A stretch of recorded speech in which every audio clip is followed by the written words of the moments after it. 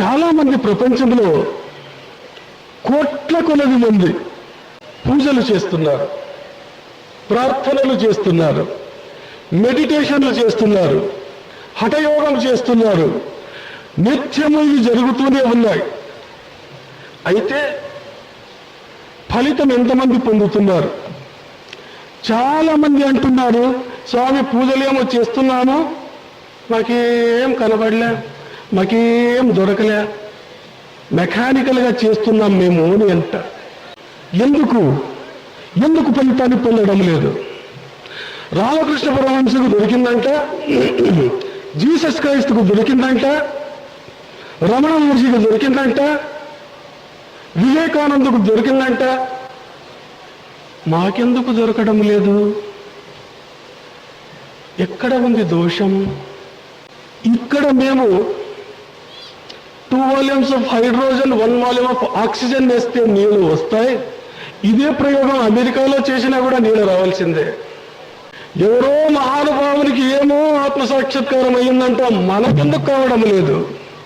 నేనంటాను, మీ పూజల కంటే, పునస్కారాల కంటే, ప్రార్థనల కంటే, మెడిటేషన్ల కంటే, యోగము కంటే అత్యంత ముఖ్యమైనది ఒకటి ఉంది. అదే ఆచరణ, నడత.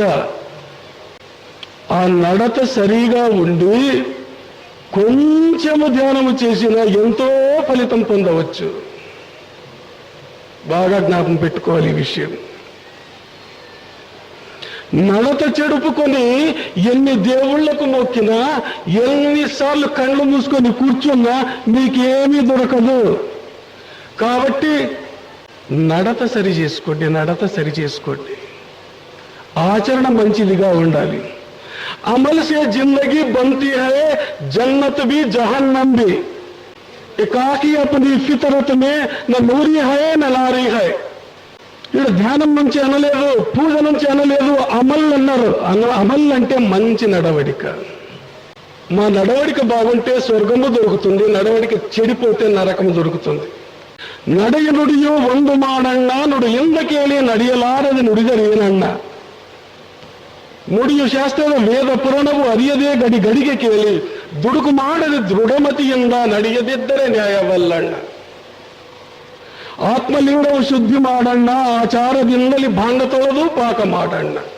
ಚಿತ್ತ ಶುದ್ಧಿಲಿ ಶಿವನ ಪೂಜೆ ಮಾಡಿ ಮಂಗಳ ಸುಸ್ತ ಪಿಡಿದು ರಂಗು ಮಂಟಪದೊಳಗೆ ಸೇರಿ ಶೀಲ ಸಂಗಮನಾಗಬೇಕಣ್ಣ. ಶೀಲ అంటే character. If wealth is lost, nothing is lost. If health is lost, something is lost. If character is lost, everything is lost. ఎందుకు ఫలితం ఇవ్వ పూజలు? ఎందుకు మెడిటేషన్ ఫలితం ఇవ్వ? కన్నులు మూసుకుంటే కైలాసం దొరుకుతుందా? నడత తిద్దుకోండి. ఆత్మశుద్ధి లేని ఆచారము దీయల, బాండశుద్ధి లేని పాకమేల, చిత్తశుద్ధి లేని శివ పూజలు ఏలరా. విశ్వదా విరామ వినురవేమ. చిన్న మాటల్లో, చిన్న పద్యములో బ్రహ్మాండమంత అర్థం పెట్టినాడు వేమన. పాత్ర ఉంది, నీళ్ళు మంచివి, కట్టెలు మంచివి, బేడలు మంచివే, వంటవాడు బాగా వంట చేసేవాడు ఎక్స్పర్ట్. అయితే చేసిన వంట తినేదానికి రాదు అంటే ఎక్కడ లోపం ఉంటుంది? ఆ పాత్రకు కళాయి ఉండదు. ఇన్ని పూజలు పునస్కారాలు చేసినా నడత బాగలేకపోతే అంత వేస్ట్ అయిపోతుంది. కాబట్టి మానవ జీవితంలో నడత చాలా ముఖ్యమైనటువంటిది. 3 వంతులు ఆధ్యాత్మికంగా తీసుకుపోతుంది మంచి నడవడిక. ಉತ್ತಮರು ಎಂಬುವರು ಸತ್ಯದಲ್ಲಿ ನಡೆದಿಹರು, ಉತ್ತಮರು ನಧಮರೆನಬೇಡ, ಅವರೊಂದು ಮುತ್ತಿನಂತಿಯರು.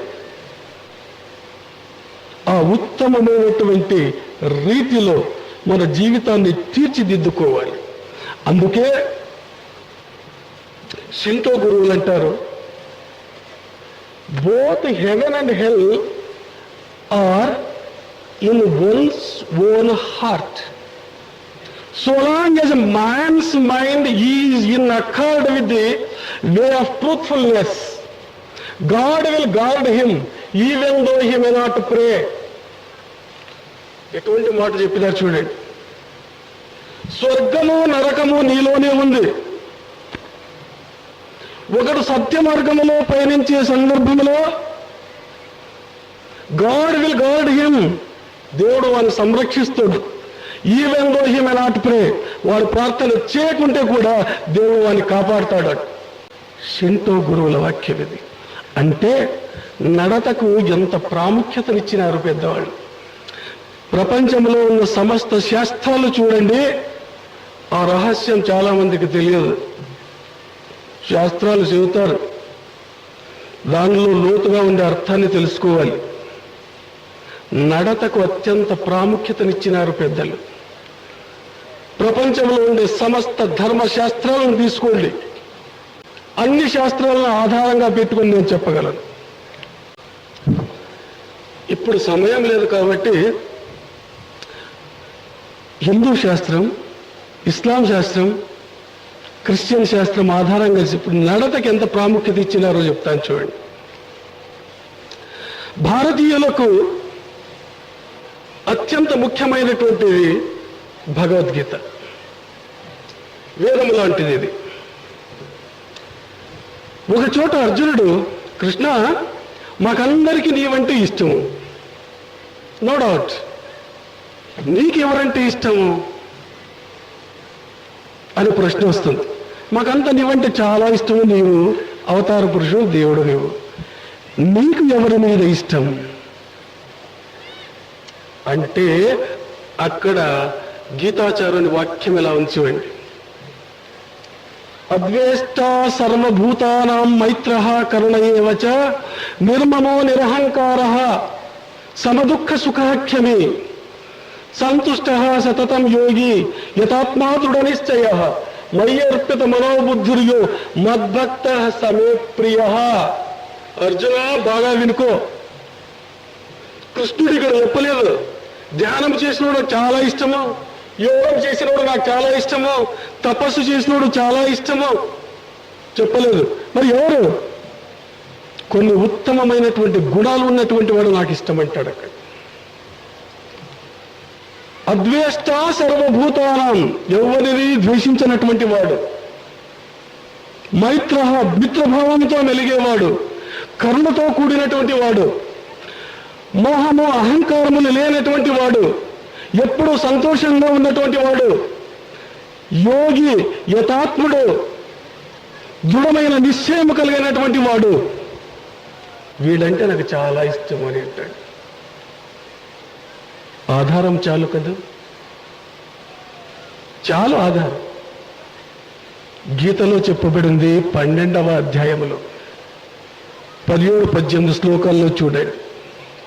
తపస్సు చేసిన వాడు నాకు ఇష్టమైనటువంటి వాడు అనలేదు కృష్ణుడు. ఉత్తమ గుణ సంపన్నుడు నాకు ఇష్టడు అంటున్నాడు. కాబట్టి నడతకి ఎంత ప్రాధాన్యత ఇవ్వబడింది హిందూ ధర్మశాస్త్రం. చిన్న ఉదాహరణ, మహాభారతంలో ఒకడు కౌశికుడు అనేవాడు ఘోరంగా తపస్సు చేస్తాడు, తపోశక్తిని సంపాదిస్తాడు. ఒక చెట్టు కింద కూర్చుంటాడు, చెట్టు పైనుండి ఒక కాకి రెట్ట వేస్తుంది. వీడు కోపంగా దాని వైపు చూస్తాడు, అది భస్మపై కింద పడిపోతుంది. నాకు ఎంత తపశ్శక్తి ఉంది అని ఆనందిస్తాడు ఆయన, మహాగర్వం వచ్చేస్తుంది. సరే, వెంటనే ఒక ఇంటి ముందు పోయి భవతీ భిక్షాం దేహి అని అంటాడు. ఆ తల్లి త్వరగా రాదు, భిక్ష వేయదు. రెండవసారి భవతీ భిక్షాం దేహి అంటాడు, ఎవరు రాలే. మూడవసారి పిలుస్తాడు భవతీ భిక్షాం దేహి అని, రాలే. వెళ్ళిపోతుంటాడు, ఆ మాత వస్తుంది, స్వామి క్షమించండి అని చెప్పి భిక్ష వేస్తుంది. గుడ్లెర్ర చేసి ఆమె వైపు చూస్తాడు, ఆమె చూస్తుంది, స్వామి నేనేం కాలిపోయేదానికి కాకి అనుకున్నారా? ఆయనకు ఆశ్చర్యమవుతుంది, ఇప్పుడే కదా అది జరిగింది, జరిగిన తర్వాత ఈమె ఇంటి ముందు వచ్చినాను, ఆ కాకి కాలిపోయింది ఈ మహాతల్లికి ఎట్లా తెలుసు? అమ్మా, నేను గొప్పగా తపస్సు చేసినట్లున్నావు, నన్ను క్షమించు తల్లి, నాకంటే పవర్ఫుల్గా ఉన్నట్లున్నావు నీవు, నాకు తరుణోపాయం చూపించు తల్లి. ఆమె అంటుంది, నేను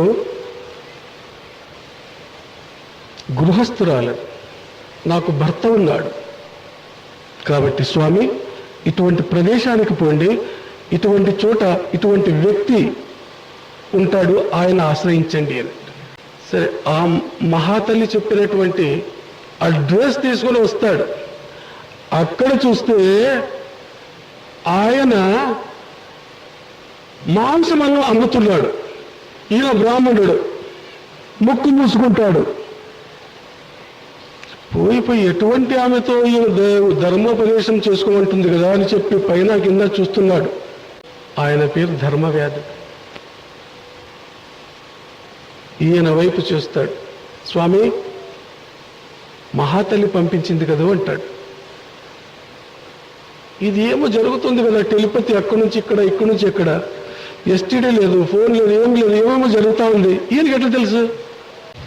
అవును, ఆ తల్లే పంపించి, స్వామి క్షమించండి, నేను కొంచెం పనిలో ఉన్నాను, కొంతసేపు అయిన తర్వాత మాట్లాడతాను వీళ్ళు. సరే, మాంసం అంతా అమ్మేసినాడు, చేతులు కడుక్కున్నాడు. స్వామి దయచేయండి, మా ఇంటికి పోదాం. ఇంటికి వచ్చి కూర్చుంటారు. స్వామి, ఇక్కడ కొంతకాలం విశ్రమించండి, మీరు కొంచెం రెస్ట్ తీసుకోండి, నాకు కొంచెం పని ఉంది, ఇంట్లో పోయేస్తాను. ఇంట్లో పోతాడు. ఒక అర్ధగంట తర్వాత వస్తాడు. స్వామి అడగండి, ఏం విషయం? ఆయన ఉన్న సమాచారం అంతా చెప్తాడు. మీకు ఈ అపూర్వమైనటువంటి యోగ విద్య ఎలా లభించింది? ఇంత మహాశక్తిని ఎలా సంపాదించినావు అంటే, ధర్మవ్యాధుడు అంటాడు, స్వామి నాకు యోగము తెలియదు, ధ్యానం తెలియదు, తపస్సు అంటే తెలియదు, మరి ఏం చేస్తున్నాను? ఏమీ లేదు, నా తల్లిదండ్రుల సేవ చేస్తున్నాను. త్రికరణ శుద్ధిగా నా తల్లిదండ్రుల సేవ చేస్తున్నాను, వృత్తిగా ఆ మాంసం అమ్ముతున్నాను, ఇంతకంటే నాకేమీ తెలియదు. ఆ మహాతల్లి ఏముంది? అక్కడ పతి సేవ చేస్తాడు, ఇక్కడ తల్లిదండ్రుల సేవ ఈయన చేస్తున్నాడు. ఈయన తపస్సు చేసినాడు. ఏది ఎక్కువ తూకం చేస్తుంది మీరే ఆలోచన చేయండి. నడతకు ప్రాముఖ్యత ఇచ్చినారు పెద్దవాళ్ళు, యోగమునకు తపస్సునకు ఇవ్వలేదు. కాబట్టి నడత చాలా ముఖ్యమైనటువంటిది. నడే నొడి, ఏమి చెప్తామో అదే ప్రకారంగా నడుచుకోవాలి. క్రిస్టియానిటీలో అత్యంత ముఖ్యమైనది, నాకు చాలా ఇష్టమైనటువంటిది సర్వనంది మౌంట్, కొండ మీద ప్రసంగం. చిలుక పలుకులతో చెప్తాడు, ధర్మబోధ చేస్తాడు అక్కడ. ఆత్మ విషయమై దీనులైన వారు ధన్యులు, పరలోక రాజ్యము వారిది. దుఃఖపడువారు ధన్యులు, వారు ఓదార్చబడుతురు. సాత్వికులు ధన్యులు, వారు భూలోకమును స్వతంత్రించుకొందురు. నీతి కొరకు ఆకలి దప్పులు గలవారు ధన్యులు, వారు తృప్తిపరచబడుదురు. కనికరము గలవారు ధన్యులు, వారు కనికరము పొందుదురు. హృదయ శుద్ధి గలవారు ధన్యులు, వారు దేవుని చూచెదరు. సమాధానపరచు వారు ధన్యులు, వారు దేవుని కుమారులు అనబడెదరు. నీతి కొరకు హింసింపబడి వారు ధన్యులు, పరలోక రాజ్యము వారిది. అష్ట సూత్రాలు ఇచ్చినాడు జీసస్ క్రైస్ట్, ప్రపంచమంతా దీన్ని పఠిస్తారు. ఈ అష్ట సూత్రాల్లో ఎక్కడైనా మెడిటేషన్ గురించి, ధ్యానం గురించి, యోగం గురించి, తపస్సు గురించి చెప్పినాడా? అత్యంత ప్రాముఖ్యతను సంతరించుకున్నది కొండ మీద ప్రసంగము. ఆ ప్రసంగంలోని ఈ అష్ట సూత్రాలు. ఆత్మ విషయమై దీనులైన వారు ధన్యులు, పరలోక రాజ్యము వారిది. దుఃఖపడువారు ధన్యులు, వారు ఓదార్చబడుదురు. సాత్వికులు ధన్యులు, వారు భూలోకమును స్వతంత్రించుకుందరు. ఎక్కడ మెడిటేషన్ గురించి చెప్పలేదు ఆయన, ధ్యానం గురించి చెప్పలేదు, ముక్కు మూసుకో కళ్ళు మూసుకో ఎక్కడ చెప్పలేదు. చింత దృష్టాంతం బైబిల్లో మేము చూస్తాం. ఏ గుడ్ సమారిటన్ అని. ఒకసారి ఒక మనిషి జెరూసలేం నుంచి జెరికో అనే ప్రాంతానికి నడిచి వెళ్తున్నాడు. అడవిలో దారి దోపిడిగాళ్లు వానికి బాగా కొట్టి వాళ్ళ దగ్గర ఉన్నటువంటి ధనాన్ని దోచుకొని వెళ్లిపోతారు. చావు బ్రతుకుల పరిస్థితిలో వాడు పడి ఉన్నాడు. అడవి అది, ఎవరు చూడడం లేదు, మూలుగుతున్నాడు, ప్రాణము పోయే స్థితి ఉంది. ఆ సందర్భంలో ఒక పూజారి ఆ మార్గం గుండా పోతాడు. ఆ చావు బ్రతుకులో ఉన్నటువంటి ఆ మానవుణ్ణి చూస్తాడు. హే పరమాత్మ, నీవు పుట్టించినటువంటి ఈ మానవుడు ఇటువంటి కష్ట స్థితిలో ఉన్నాడు కదా, సర్వలోక రక్షకుడు కదా నీవు, ప్రభు ఇదే నేను మొక్కుతున్నాను, వాడిని నీవే రక్షించు అని చెప్పి వెళ్లిపోతాడు. తర్వాత ఒక జ్యోతిష్కుడు అదే మార్గం గుండా వస్తాడు. లెక్క వేసి చూస్తాడు. అయ్యో, ఎటువంటి స్థితిలో ఉన్నాడు కదా ఈ మానవుడు, పరమాత్ముడా ఇది రాహుకాలం కదా, నేను ముట్టుకోకూడదు కదా ఎవరిని, కాబట్టి పరమాత్మ వాని భారం అంతా నీవే చూసుకో అని చెప్పి వెళ్లిపోతాడు. అదే మార్గంలో ఒక గాడిద మీద ఒక సామాన్య మానవుడు సవారీ చేసుకుని వస్తూ ఉంటాడు. ఈ వ్యక్తిని చూస్తాడు, మూలుగుతున్నాడు. వాడు ఎప్పుడు పూజలు చేయలేదు, పునస్కారాలు తెలియదు, మనకు పండితుడు కాదు, సామాన్యమైనటువంటి మానవుడు. సాటి మానవుడు కష్టంలో ఉన్నది చూస్తాడు. తన వాహన తిరిగి ఆతురతతో పారి వస్తాడు. అయ్యో, దేహమంతా రక్తసిక్తమైపోయింది, ఎటువంటి హీనమైనటువంటి పరిస్థితి వచ్చింది. వాడెవడో వీడెవడో, బంధువు కాదు, స్నేహితుడు కాదు, వాని ముఖం కూడా చూడలేదు. వెంటనే ఒక ఆకులో నీళ్లు తెచ్చి ముఖం మీద చల్లుతాడు. తన బట్టలతో గాయాలని తూడుస్తాడు. తన బట్టలు చింపి వాని కట్టలు కడతాడు. నీళ్లు తాపుతాడు. కొంత సమయం అయిన తర్వాత తన వాహనం మీద వారిని కూర్చోబెట్టుకుని తాను నడుచుకుంటూ పోతాడు. పక్క పల్లెకు పోయి వైద్యుని ఇంటికి పోయి తలుపు కొడతాడు. వైద్యుడు తలుపు తీస్తాడు. అయ్యా, ఈయనెవరో నాకు తెలియదు, దారిలో పడిపోయినాడు, కాబట్టి దయచేసి వైద్యం చెయ్యి, నా దగ్గర ఉన్నటువంటి ధనాన్ని నీకు ఇస్తున్నాను, తీసుకో, ఇంతకు మించి నా దగ్గర ధనము లేదు, నేను మరో ప్రయాణంలో కావలిస్తే నీకు ఇంకా ధనమిస్తాను, ఎట్లయినా వీన్ని ఆదుకో, రక్షించు. వైద్యుడు వైద్యం చేస్తాడు, బాగవుతుంది. ఇదే సమస్య జీసస్ క్రైస్తు దగ్గర తీసుకుపోతారు శిష్యులు. ప్రభు, ఒక సమస్య వచ్చింది. ఏమి? ఒక వ్యక్తి ఈ రీతిగా పడిపోయినాడు. ఒక పూజారి, ఒక జ్యోతిష్కుడు, ఒక సామాన్య మానవుడు తారాస పడినారు. వీనిలో ఎవరు ఉత్తములు? జీసస్ క్రైస్తు ఆలోచన చేస్తాడు.